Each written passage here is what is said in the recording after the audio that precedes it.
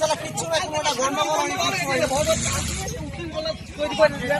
ঘিরে ধরলো আপনাকে, ধরবে না কি? ঘিরে ধরলো আপনাকে, আপনি এখন নাকি? হ্যাঁ, আপনি গন্ডগোল হচ্ছে না এখানে।